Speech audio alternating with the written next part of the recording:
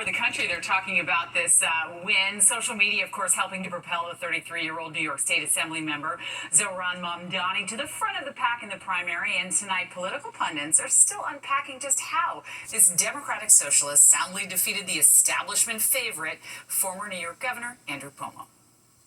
I will fight for a city that works for you, that is affordable for you, that is safe for you.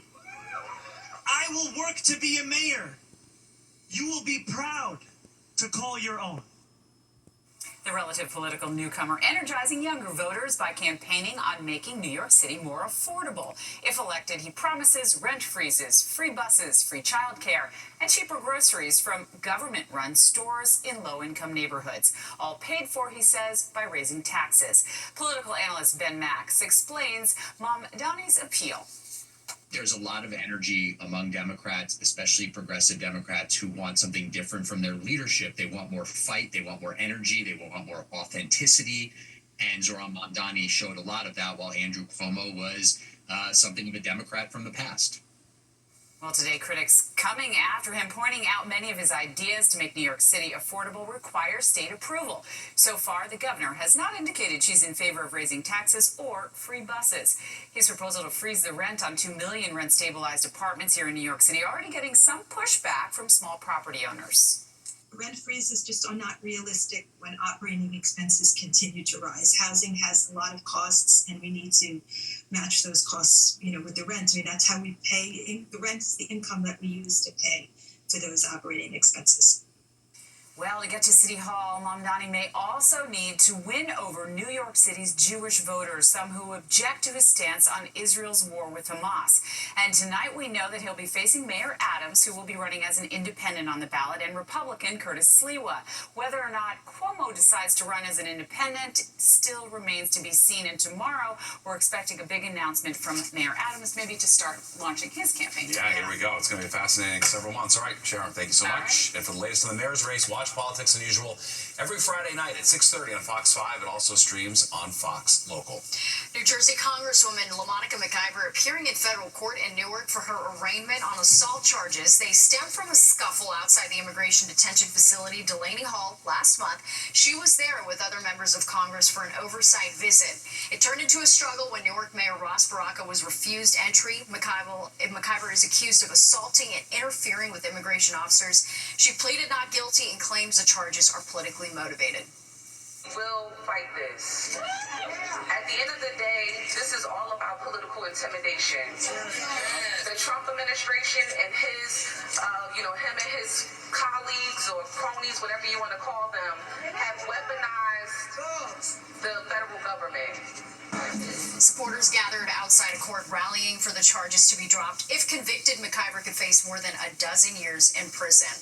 Well, new pushback tonight over a New York state law which raised the age of criminal responsibility from 16 to 18, allowing more teens to be prosecuted as juveniles. All right, now some lawmakers are saying teens are taking advantage, so they want to see changes made. Fox 5's Linda Schmidt explains.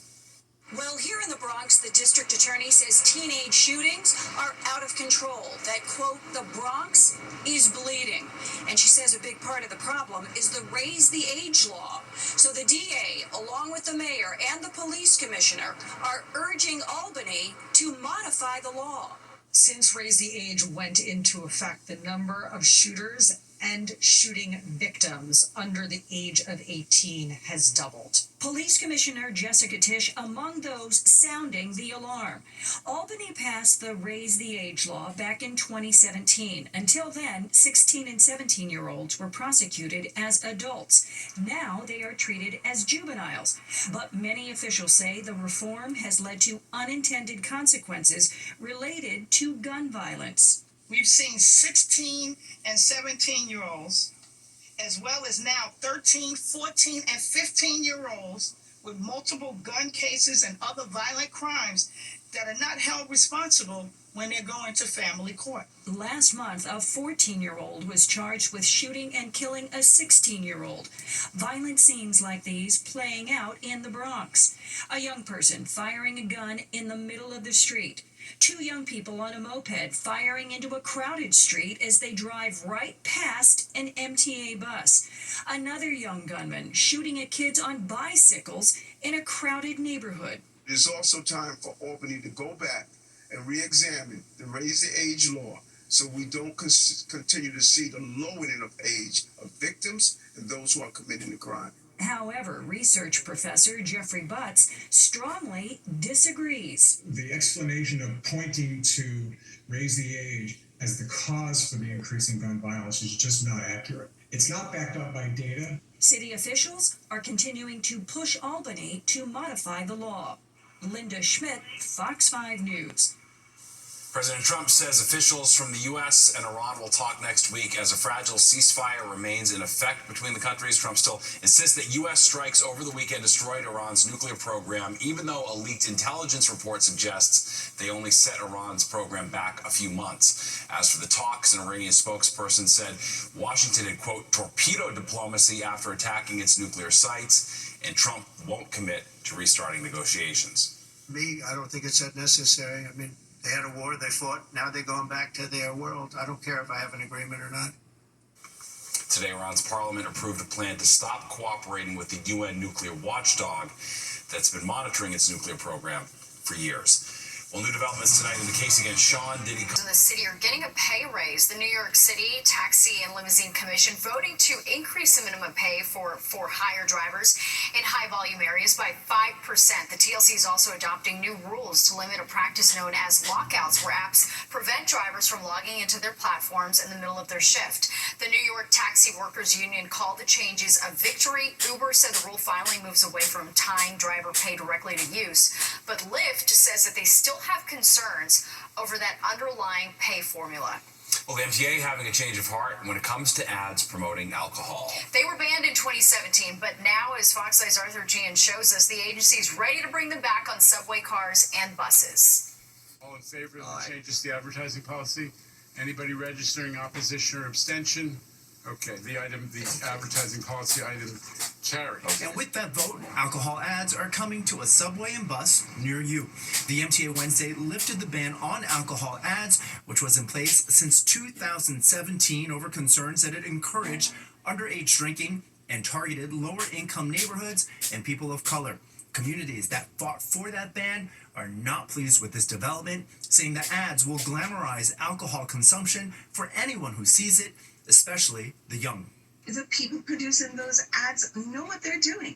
You're not going to put ads on there that says, oh my gosh, let's be careful about. No, you're going to put ads because you want people to consume your alcoholic products. For its part, the MTA says the ban was costing them at least $7 million a year, and the agency insists it will be taking steps to keep it out of the sight of young New Yorkers by limiting the hours during which the ads are shown on digital boards, which includes a blackout from 6 a.m. to 8 a.m. and from 2 p.m. to 5 p.m. when school is in session.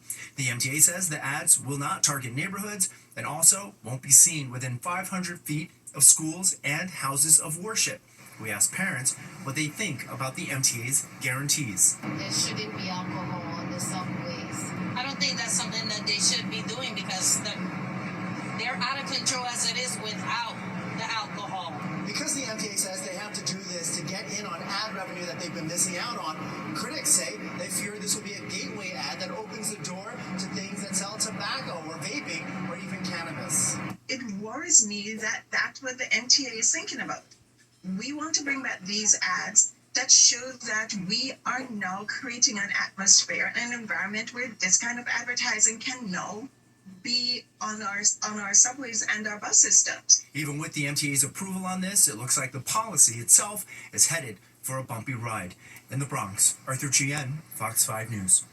Well, an iconic theater about to go dark while it undergoes its first major renovation in more than 90 years. All right, we're pulling back the curtain to give you a glimpse at the changes coming to the legendary Apollo Theater. And the world of convenience stores and art colliding at the East Village, we're taking you to a bodega that's also a gallery.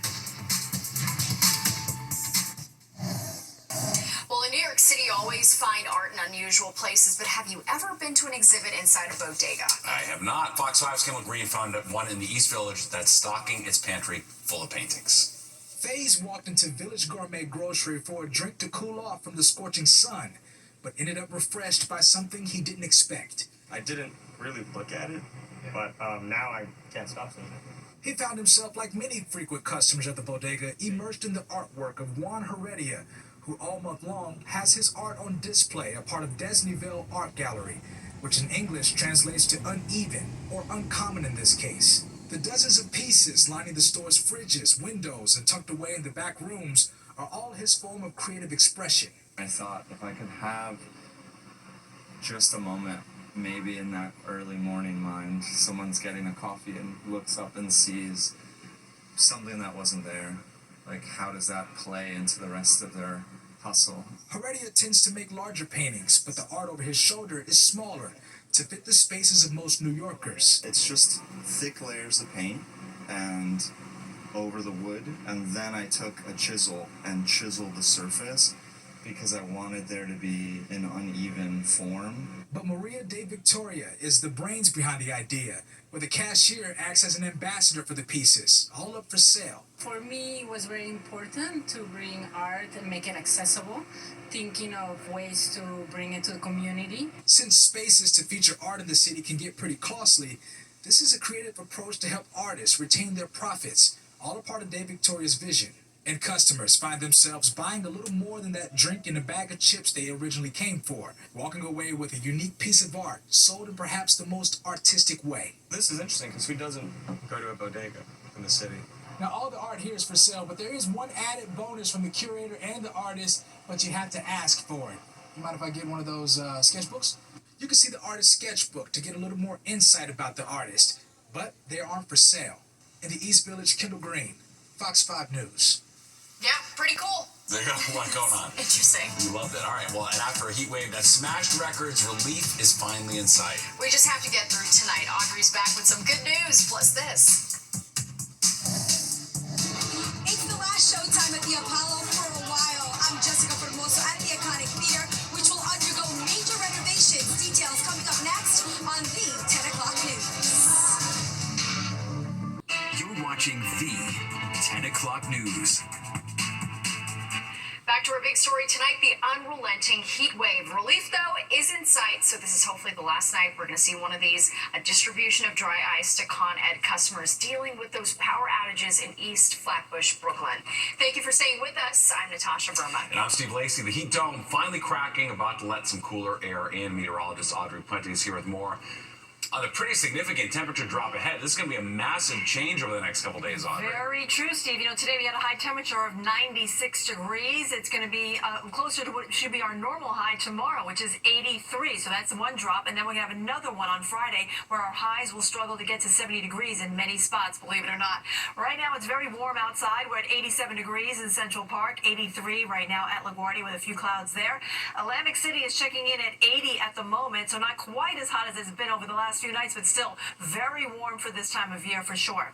Satellite and radar is showing that we have picked up a couple of isolated showers that came through a little while ago, and we're still seeing a few lingering showers in areas north of the city, most specifically in and around the Hudson Valley. Actually, they've now dissipated now. We had a couple across Rockland County and Westchester County here, but now we see one just near Greenwich moving towards Stamford, and that's about it in areas north of the city here. Just offshore, I wanted to take a look at this one here. It kind of shifted to the east now, but you might see an impressive lightning show just south of Long Beach out on Long Island, and actually east of Long Branch out of the Jersey Shore. But this is now kind of moving offshore here, but it did produce some significant amount of lightning just a short time ago, and there it is right there. It's kind of highlighting it as it moved out to sea. Other than that, we're relatively quiet across the tri-state area. Tomorrow, though, we do have another chance of showers and the potential for some thunderstorms, and some of those thunderstorms could be pretty strong. There's an elevated risk for storm potential here across the tri-state area, and some of these storms could produce some downpours as we go into the daytime hours of tomorrow. Rain chances are also increasing as we go into the upcoming weekend. The details on that coming up. Steve and Natasha. All right, Audrey, thank you. And you can see the heat wave finally break along with Audrey by tracking the forecast with the free Fox Local app. New Jersey beach lifeguard sent to the hospital after being impaled by an umbrella. It happened in Asbury Park. According to first responders, she was trying to put up an umbrella by the lifeguard stand when she fell onto it. Her body weight pushed the metal pole under her left armpit, and it came out of her left shoulder. The lifeguard was conscious when EMS arrived. like a freak accident, honestly. Have you ever heard of anything like that? No, not at all. Like, since the whole time I've worked here, a little over 2 years, I haven't heard of anything like this. All right, so far, no updates on her condition in the hospital. One of the suspects accused of brutally attacking an off-duty NYPD officer in the Bronx was arraigned on several charges, including attempted murder. 23-year-old Tavion Hargrove was extradited back to New York yesterday after running off to Virginia. Prosecutors say he and another suspect allegedly held a knife to the officer's neck last month, pushed him to the ground, and then stomped on his head so forcefully that it left a shoe print on his face. They're also accused of stealing his gun, wallet, and phone. Hargrove is being held without bail. Members of the Broadway community rallying against a proposed casino in Times Square. Real estate developer SL Green wants to build a Caesars Palace in the heart of Times Square and officially filed an application for the project today. Opponents say it will hurt the theater industry, prey on vulnerable New Yorkers, and create new quality of life problems. This is the one casino proposed location that would devastate a thriving industry that supports 100,000 jobs. A casino can go anywhere. Broadway can only be here. Now, in a statement, a spokesperson for Caesars Palace Times Square tells us, in part, the casino will deliver more than $250 million in community benefits to the businesses in Times Square and the people who live in Hell's Kitchen, as well as 9,000 new, good-paying union jobs for New Yorkers. Well, the curtain at an iconic New York City venue is falling for the final time for at least a year ahead of a massive renovation project. We're talking about Harlem's legendary Apollo Theater. Fox Eye's Jessica Formoso, takes us behind the scenes of what's ahead for the Apollo. It was amateur night at the Harlem's legendary Apollo Theater Wednesday night, where stars are made and legends are born. It was the last show for a while, as the iconic theater is about to undergo its first large-scale renovation in its 91-year history. It needs to happen because patchwork doesn't work. So shut it down, do it right, and it'll be perfect. You gotta go with the times, obviously, but the old-fashioned way, I wouldn't be disappointed. I think it'll be wonderful. This is the first time I've ever been here, but I won't make it the last. The lobby already closed, and scaffolding is up over the famous Apollo sign.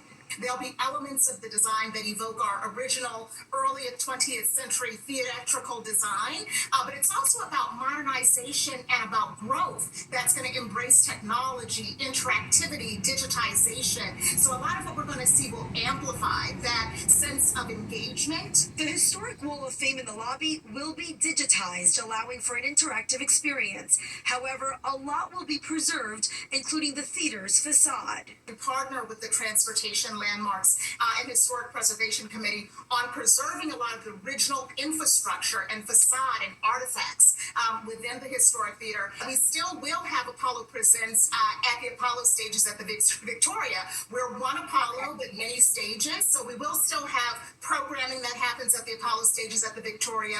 Joe Profit, the Chief Growth Officer of the Apollo Theater Foundation, says this renovation symbolizes the evolution of the iconic institution. This, to us, it really is about the future of growth. It's, to us, the future of the soul of Harlem, and again, the heartbeat of American culture. Now, the renovations will be completed in 12 months. That means the summer of 2026, this theater will be brand new, and it will be packed just like it is tonight. At the Apollo Theater, I'm Jessica Formoso, Fox 5 News. That's amazing. For a year, Great wow. place to see a show. Well, it sounds too good to be true. A recruiter texting you directly with a great job offer. All right, you probably think you would not be fooled, but people are. The new warning tonight. And tonight's the draft, NBA draft round 1. 2 local guys becoming the 2nd and 5th picks. We're going to take you live to Barclays.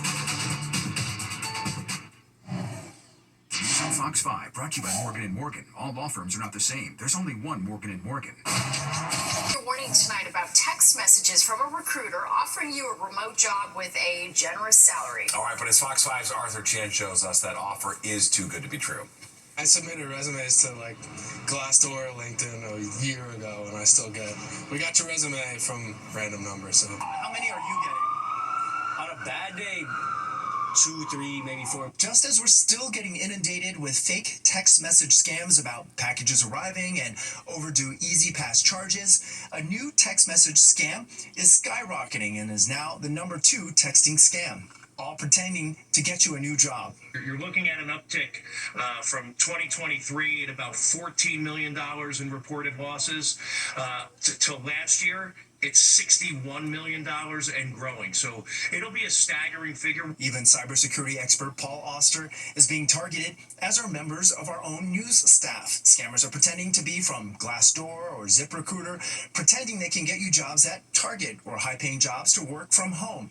All of them with the aim of getting your personal information or invading your personal device. While phone carriers give us the option to report junk, the scams still keep coming. Pretty much ignore most of those long paragraph texts from random numbers. I don't know. Our sources tell us that these scams are largely coming from scammers in Eastern Bloc countries, and they say by engaging in this scam, they're probably making more than they would in legitimate jobs in the tech industry. At a time when more and more Americans are losing their jobs and under pressure to find work, experts say Gen Zers in particular are falling victim to this job text scam. Also saying while our cell phone carriers and the FTC are entities best equipped to put a stop to these scams, it's also up to us to get smarter about it. Do not click on any links or text messages that are unsolicited. These are fake job postings. You have to reach out to the company, either the recruiting company or the hiring company directly. A little more work for a job hunter to not fall prey to a scam. In Kips Bay, Arthur Chien, Fox 5 News. You get that one. I get them all the time. Yeah, I don't get that one. They're I got even one. fake recruiting you. No, I know. Boy, I'm going nowhere fast. Send me some fake offers at least. God's sake. All right, a big night at Barclays for the next generation of star athletes. And two of the top picks are Scarlet Knights, Ace Bailey, and Dylan Harper. We're going to take you to Brooklyn for all the excitement. All right, in the Museum of Ice Cream apparently getting the cold shoulder from people in its Soho neighborhood, we've got the scoop. A big night at Barclays, and it's not the Knicks or Liberty, but the NBA draft. All eyes are on two of the round one picks, both from Rutgers, one of them the highest draft pick in the school's history. Fox 6's Kendall Grid is live at Barclays with all the excitement. Hey, Kendall. Hey, good evening, Stephen and Tasha. That was a huge sea of red with fans entering Barclays Center, and now we all know why. Those two huge NBA draft picks making history for Rutgers University's basketball program. After just 1 year apiece, dominating on the college court, freshmen Dylan Harper and Ace Bailey both cracked the top 5 of the NBA draft, representing big for Rutgers University after the team finished the season with just 15 wins. Harper, sizing up Oda County, attacks him, stops. Despite that 15-17 record, 19-year-old Harper was drafted 2nd overall to the San Antonio Spurs, after the college freshman guard led Rutgers in scoring, averaging 19.4 points per game.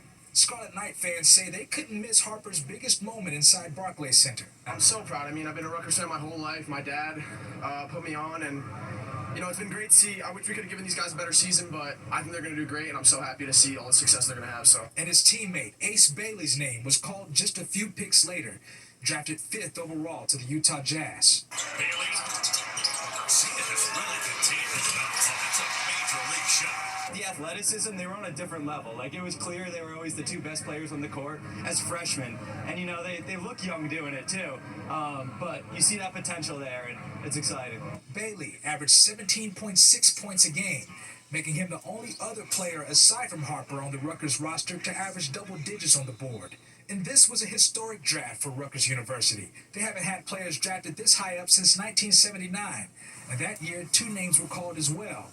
James Bailey, drafted 6th overall, and Hollis Copeland, picked later in the 3rd round. Scarlet Knights fans beaming with pride already after round 1 at Barclays Center. We're happy for them. It's huge for the school, huge for the athletics program, and hopefully it gets some more guys here.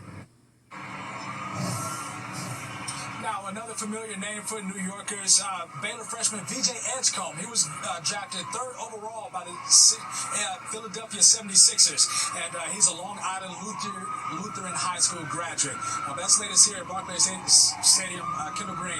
Fox 5 News. Nice, good deal. All right, thanks, Kendall. Excited to have the draft. Yeah. Well, time to check the weather. The end of this brutal heat is finally in sight. Yeah, we're going back to like pretty comfortable temperatures really soon. Let's get to Audrey with the details. Audrey. Very true, Steve. We'll actually have some cool mornings, believe it or not, by the time we get to the end of the week. Let's talk about today, though, is another scorcher. 96 marked our first official heat wave of 2025. Our record high was 99. That was set back in 1943. Check out the low temperature. It was 81 at like 5 a.m. this morning. That's close to what should be our normal high. And we're going to be close to that normal high temperature tomorrow. Right now, we're sitting at 87 in the park. It's 87 in Islip, 78 now in East Hampton, 87 in Bridgeport. We're in the 80s in White Plains at Poughkeepsie, 70s being found in Monticello and Sussex. But Newark, our hot spot on the map right now with a temperature of 91 degrees at this late hour. Temperatures aren't too far from where they were this time last night, and our dew points are reflecting a somewhat more comfortable air mass in place. We were sultry into the 70s as we went into Monday, but now things appear to be going in a better direction here. These numbers will come down as we go into tomorrow, too. Right now, the heat index values are still making it feel quite stifling outside. Upper 80s for White Plains, 93 in Bridgeport at this late hour. Feels like 97 in Newark and 95 down the shore in Belmar. Winds are relatively light. They'll get a little breezy tomorrow. In fact, we could have wind gusts up to 25 miles per hour as we go through our Thursday. We should track a couple of light showers coming through the region earlier, but now things are much quieter. We do have some clouds out there, but I'm not expecting any rainfall really for the rest of the evening. We could see maybe a spot shower across southern New Jersey, but that's about it. We have a stationary front that's draped over our region. It extends westward into the Midwest as well as out towards the central part of the nation here. And this is going to be the catalyst for some isolated showers early in the morning tomorrow and then once again tomorrow afternoon. Here it plays out on our futurecast. So the front is in our vicinity. We'll see a couple of showers early in the morning here. Maybe a quick downpour, but that's about it. I think much of the day will be dry. We'll have a mix of sun and clouds as we move along through the day, but then in the evening, we'll see some more showers developing before the sun sets tomorrow night. And then we'll do it again on Friday. I think we'll see a lot of clouds on Friday. There will be chances of showers, but most of the daytime hours will be dry. It's not until the afternoon or late afternoon into the evening where we'll see some showers coming in, and those will fizzle out as we go into the evening once the sun sets. So tonight we're dropping down to about 73 in the city. That's a big change from the last few evenings. And tomorrow's high, 83, also a big change. And this is actually normal for this time of year. It'll be a little windy too, especially towards the afternoon. And then check it out. Friday, we're going for a high of 71 degrees. You may have to break out a jacket for that one. Scattered showers are possible on Saturday, not a washout. And for Sunday, we have the Pride March coming in. I think we'll stay dry with a high of 82. Steve? We don't have an excuse not to run anymore. Bring back the heat wave. Gotta get that workout back in. Yeah, all right. Thanks, Audrey. Well, the Museum of Ice Cream is causing a bit of a stir in Soho. Some people living there aren't happy with the big crowds it's attracting. They say when people line up on the sidewalk to get inside, at times it's impassable. Just having a large amount of crowds congregating here, and it gets crowded enough so that one or two lines of pedestrian passageway on the sidewalk removed because they're waiting. It's troublesome. People want to go into their houses without having to push through throngs of people to get to their front door. Adding to concerns, the museum had applied to extend its hours to serve alcohol in the evenings, which some worried would take away the peace and quiet of the area. But Fox 5 has learned that the application was denied by the State Liquor Authority, and the museum is not pursuing anything further. All right, well, more proof tonight that the generation gap is alive and well. Especially when it comes to things like when it's appropriate to whip out your phone and carry on a loud conversation. It's time. Well, a scary sight in South Jersey. This is what's left of a massive food warehouse after a large explosion. All of this happening in Bridgeton, just outside of Philadelphia, around 1:45 this afternoon. Authorities say one person suffered a minor injury. No word yet on what caused the explosion. On Long Island, officials still trying to figure out how to remove a bus that fell through a parking garage. The ordeal began last night around 5:30 in Lake Success when concrete tiles of the parking lot caved in. And the bus is just continuing to sink further into its hole. Officials say they plan to use a crane to remove it, but they're working on figuring out where to safely park the machinery. Several employees' cars are stuck on the lower level. The supervisor of the town of North Hempstead says no one is moving anything until it's safe. We have my whole building department team on site. They are checking all of the surrounding properties to make sure that we don't have similar conditions causing a dangerous situation. And while they say there are no violations on the parking garage, it's unclear when it was last inspected. Well, a new survey confirming what many of us already know, which is about tech and how it impacts our behavior. So MC Mag finding 75% of all adults say it's unacceptable to take phone or video calls on speaker while in public. That number climbing to 87% when just looking at baby boomers, 41% of Gen Z. Etiquette experts say younger adults may be more forgiving because they've grown up with tech and are accustomed to what older people consider offensive behavior. Yeah, I'm kind of used to it by now. And there's more of the 10 o'clock news straight ahead. All right, first, here's a look at what's coming up next on Goodnight New York. Forget why did the chicken cross the road. How about why did the brown bears escape the wildlife park? All this going down on Monday in the UK. The cubs, Mish and Lucy, were on the lam for about an hour until they were found, and apparently during their freedom they had themselves a bit of a time eating a week's worth of honey. Good for them. Wow, the stereotype is right. That's right. They love honey. YOLO. All right, well, that does it for us tonight. If you missed any part of the 10 o'clock news, you can always catch an encore on our free streaming app, Fox Local. Where you can stream our newscasts anytime. Have a great night. We'll see you tomorrow.